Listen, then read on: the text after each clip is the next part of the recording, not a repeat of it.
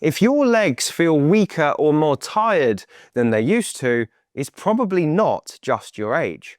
There's a hidden reason that people over 50 feel that their legs get weaker over time, and the good news is it's fixable. My name is Harlow, and I specialise in helping people over the age of 50 to improve their strength and remain independent. And today I'm going to reveal the 4 reasons why your legs get weaker after 50 and give you an exercise to fix each one. Weakness in the legs can be caused by 4 things. The first is sarcopenia, or muscle loss with age. After the age of 50, we lose muscle mass at a rate of about 8% per decade, and this loss of muscle mass can lead to weakness over time. The second reason for this weakness in the legs is disconnection to our target muscles. Now, we've got neural networks in our body, which are basically networks of nerves that connect your brain to your muscles. And it isn't just your muscles that can get weak over time. You can actually experience weakness in the signals that travel up and down these networks. Less signals from the brain to the muscles means you can't activate those muscles as well, and that can lead to weakness in the legs. The third thing that can cause a loss of strength in the legs is a reduction in joint mobility. As we get older, if we lose mobility in a joint like our knee, either due to arthritis or disuse, that stiffness can quickly lead to a loss of strength. The fourth reason for a loss of strength in your legs is poor balance. Now, if you don't have a stable leg to push off from, you can't generate proper force. So losing balance is a surefire way to lose strength as well. So I'm going to show you an exercise to fix each one of those 4 problems now. But before I do, I just need to make you aware that these exercises are not going to be suitable for everyone, and definitely avoid them if they cause you pain. The first thing we need to fix is that muscle loss with age. And I can't think of a better exercise to show you today than a variation of the squat. So I'm going to show you a couple of variations just so you can find your own starting point in this. Pick the one that you find doable but challenging, and then as you get better, you can progress. So the most basic variation of the squat is the sit to stand. So you start off sitting on a chair, shuffle right to the edge of the chair, take your hands out the way, and then you go nose over toes forward and up, and then put the movement into reverse. Stick your bottom out, bend your knees, and 4 seconds on the way down. It's got to be as slow as possible coming down, because that slow downward phase is really stimulative for rebuilding both strength and muscle. Now, if you can do more than 10 of these with absolutely no problem and you don't feel any achiness in your legs at all, then you need to make it a bit harder. And you can do that by turning it into a goblet sit to stand. Find a small weight, hold it to your chest like this, and repeat. Keep your back up tall, forward and up like that, and then slowly into reverse. And you've just added a few kilograms or a few pounds to your body weight to make that movement more difficult. Now, as you get stronger, you can get rid of the chair and you can repeat the goblet squat with no support behind you. So if I move that to there, take your weight like this, and then you squat down as far as you can go, and then come back up. And if you're finding this really easy, you might need to find a squat rack where you can actually put a barbell on your back and then repeat the squats. You might need some more equipment for that. But find one of those variations that you can do while it's still challenging. Do 3 sets of somewhere between 10 and 20 repetitions, and then we can move on to the next exercise.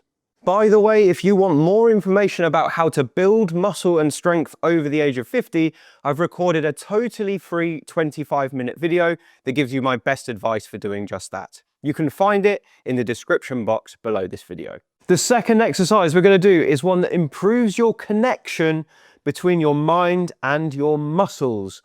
And if you don't have that connection, your knees are going to feel weak. Your legs are going to feel like they're going to give way.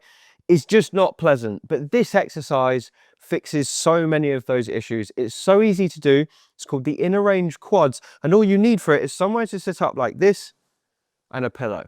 So what we're going to do is fold your pillow in half like this and tuck it underneath the knee that you're going to work. So you've got maybe a 20-degree bend in your knee. The exercise is very easy. We're just going to push that knee down into the pillow, lift your foot up like this, pull your toes up towards you and feel that muscle contract. Now you can do this exercise one of two ways. The first way is you just do it without thinking about it, and like most people do, they're just doing it while watching TV. Look, not much is happening if you do it like that.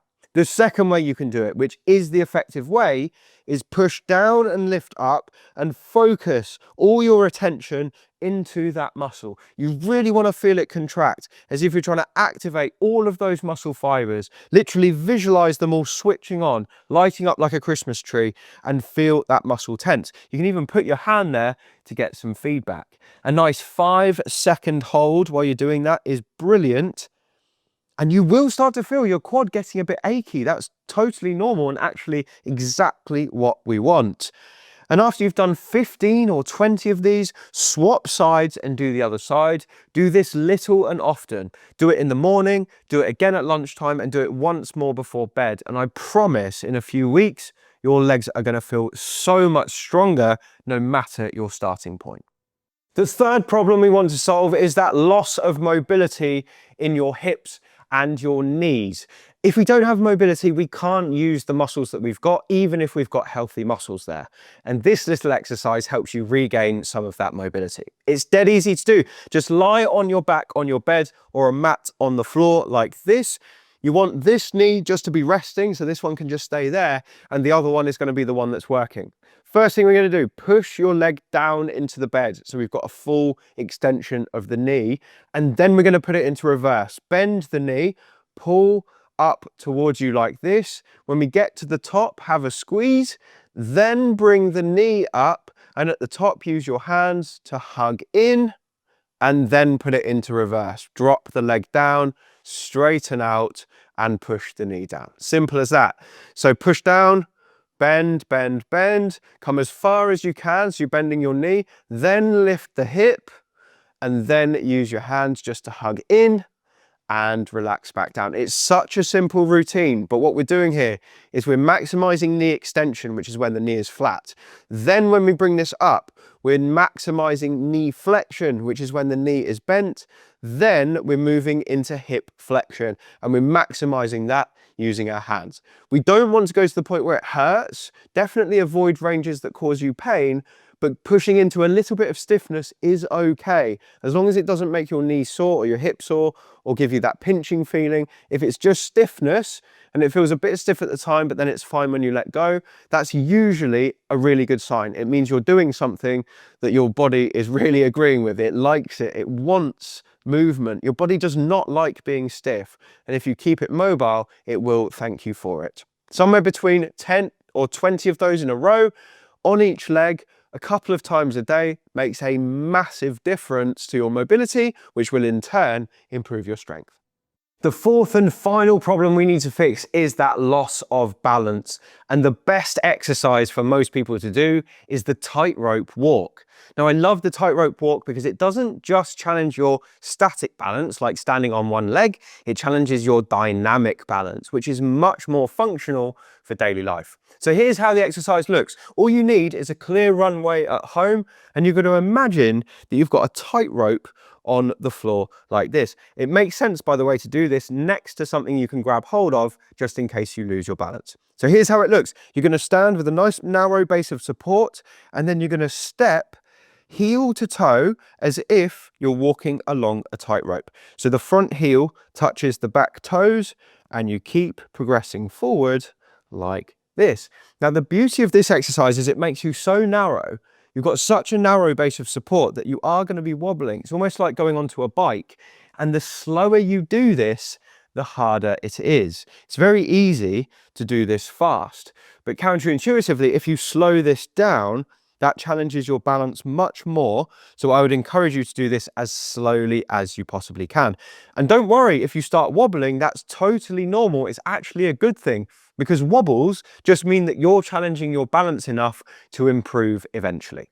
So practice that for about 1 minute at a time. Do it a couple of times per day. Little and often works best for balance exercises. And you've just done a full workout to strengthen your legs and reverse that weakness that comes over time.